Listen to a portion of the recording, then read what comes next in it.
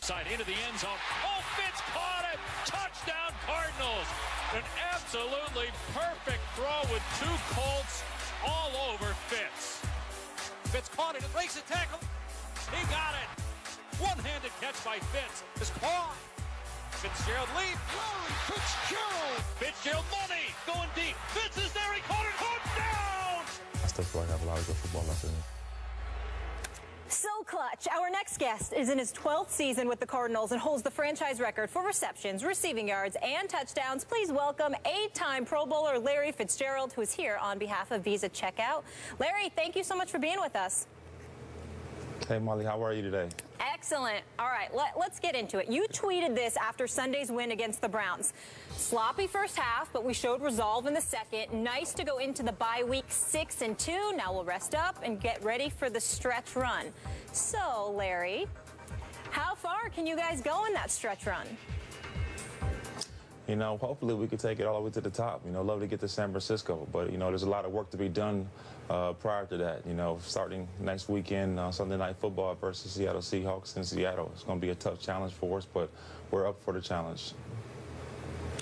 Larry, I'm wondering what this year is like for you personally. Over the last 3 years, you didn't have a 1,000-yard season when you had at least a 1,000-yard season the previous 5. And already, after 784 yards receiving last year, halfway mark, you're already at 706. You seem to be having, you know, some sort of a resurrection.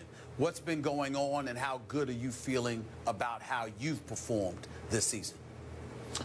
Well, Stephen, it's always great to be able to have some personal success, but, you know, at this point in my career, it's all about the team success, to be honest with you. I mean, the personal accolades have done it, you know, but, you know, to be able to have a team that has the opportunity to compete for something that's truly special is what it's all about. Having Carson Palmer back healthy, having Chris Johnson balling out, having John Brown and Michael Floyd doing their thing with me, I mean, it makes it that much more fun.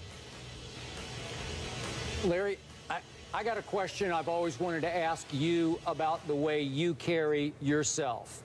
I think it's fair to say that you are less of a diva than many of the players that play your position in the National Football League, many of the other star receivers. Why is that? Give us some insight into that. Skip, I'm just as much as a diva as those other guys. I just mask it a little bit better. I want my touches just like everybody else does, but I never put myself in front of my teammates. I think it's important that as a leader, you always show, you know, that you're willing to watch other guys have success. So when Smoke and John Brown and Chris Johnson makes long runs and other guys have success, I mean, those are my boys. I see them working every single day to have that success, and I really am happy for them. You know, but I still want to get my opportunities too, though.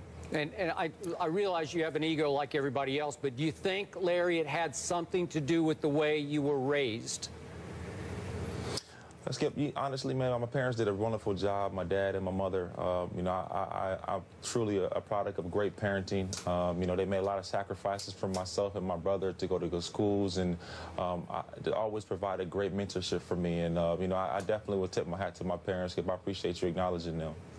You got it. Absolutely. Absolutely. We can't help but acknowledge your dad, how wonderful he's been to all of us in this business. But let me get back to you.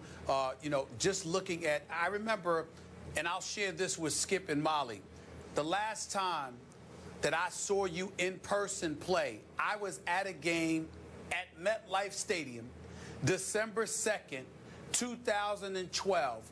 And the reason why I bring that up, Larry Fitzgerald, is because it is the most horrific experience that I've ever had as a reporter covering a football game. The quarterback was Ryan Lindley. No disrespect, but he is somebody that I felt should have been banned from ever quarterbacking again. He went like 10 for 31 for like 72 yards.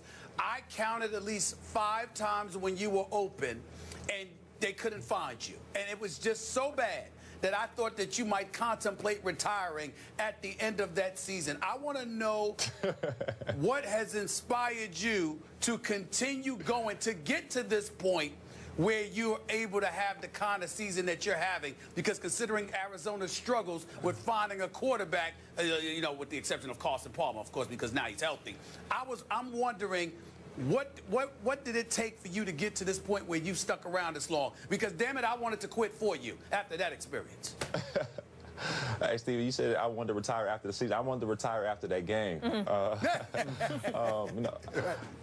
Honestly, when you have a quarterback that is as talented as Carson, he means as much to us as Tom Brady means to the New England Patriots, as much as Cam Newton means to the Carolina Panthers, as much as Aaron Rodgers means to the Green Bay Packers. That's what Carson Palmer means to us. And as far as Carson takes us, as far as we're going to go, we understand that. We know that we have to keep him healthy and protect him and make our plays for him. And he's gonna makes everybody successful because he's just that talented, and we understand that. We know that we have to play good football down the stretch, but in terms of my mentality, you never can have that defeatist mentality. No matter if it's good, bad, or indifferent, you understand that you have an ability. You have to believe in your ability on the good days and the bad days. That's what confidence is all about. So why, in your eyes, as his favorite receiver, is Carson Palmer so good? Explain to us, give us insight into what makes him as good as you believe he is. Well, Skip, most guys, when they get injured after the season, they go on IR. You don't really see them too much. They go rehab in San Diego or Dallas or Miami or whatever they go rehab. Carson Palmer rehabbed in Arizona at our facility every single day. So when we were going through our game plan, Carson was there. When we were watching tape, Carson was there. He was involved in every single day-to-day operation. Only thing he did not do was go out into the practice field. But from a mental standpoint, he was with us. And I think that really helped, him in terms of really understanding what Coach Arians was expecting of him. And it really just made everybody just love him that much more because he didn't have to be there. He didn't have to be watching tape and doing the things he was doing, but he was dedicated to us and wanted the best for us, even though he couldn't be on the field with us. So when we got back together in the offseason, everybody was on the same page. Larry, I want to transition real quick to a defense that's ranked 5th against the pass. It's a top 10 defense. We've heard the names, Calais Campbell, Patrick Peterson and the crew, Powers and others. But I got to give some love to Tyrann Mathieu, the Honey Badger, because I got to tell you, he's second on the team in tackles. We all know about his checkered pass at LSU. There seems to have been I don't know what to call it, but boy, does this kid deserve a lot of credit. He's always around the football. We knew that coming out of LSU. He can really play the game, but it seems to me like he's really grown up, to piggyback off of Skip, on the field as well as off the field. I want you to talk about him for a quick second and talk about the impact yourself, Bruce Arians, the whole Cardinals organization has had, because I think this kid is really special and we need to take a moment to give him some love. Well, Stephen, I think a lot of times this happens is when people evaluate guys, they say, oh, he did this, he made a mistake. How many people do you know that have never made a mistake before? There's nobody out there. Tyrann's one of the most special individuals you ever be around. His dedication and attitude is infectious among our locker room. He's a young guy, but he is definitely one of our true leaders in our team. We love his passion, we love his energy, we love his charisma, everything he brings to this ball club. He leaves it out on the field every single day. And, having him be a part of our team only makes us that more special because he's so dynamic. He can play corner, he can play nickel, he can play safety. He's one of our best blitzers, one of our best open field tacklers. He's so talented and what he can do for our ball club, and everybody recognizes that in his ability, and we're going to go far because of his ability. It's good to see him doing it not just in college, but at the NFL as well. Larry, thank you so much for the time on your bye week. Congrats on your personal success, the team success, and good luck down the stretch. We'll be watching. Thank you very much. You guys have a great day. All right, up next, Johnny Manziel will start tonight when the Browns face the undefeated Bengals in Cincinnati. We'll tell you what we expect from Johnny. That's next. Ryan Clark will join that conversation. Stay here.